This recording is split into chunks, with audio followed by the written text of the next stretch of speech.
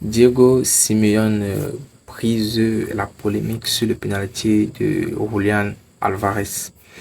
Et il y a beaucoup de personnes, surtout ceux qui sont fans du FC Barcelone ou fans des autres équipes, qui ne sont pas trop dans le style du jeu du Real de Madrid, qui se disent que ça a été un peu une fraude et tout.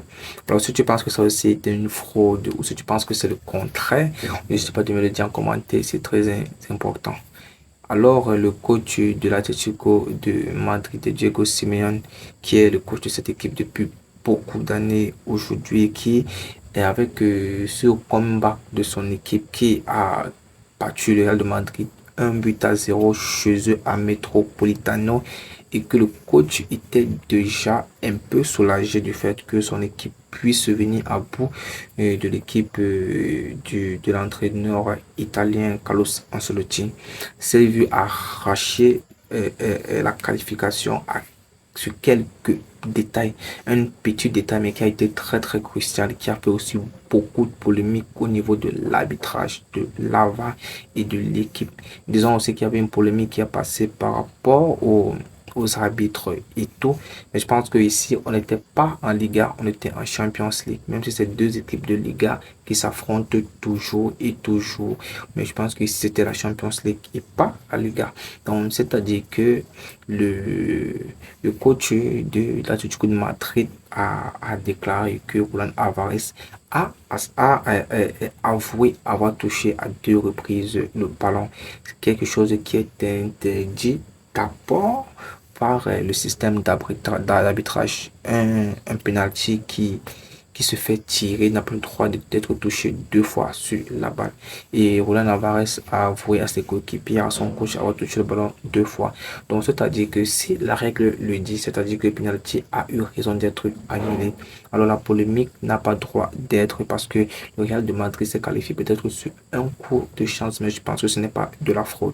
D'accord? Ce n'est pas de la fraude. Il y a beaucoup d'équipes qui se sont vus arracher des victoires comme ça. On se rappelle de 2015, les Leicester qui s'est vu arracher comme ça face à Manchester City.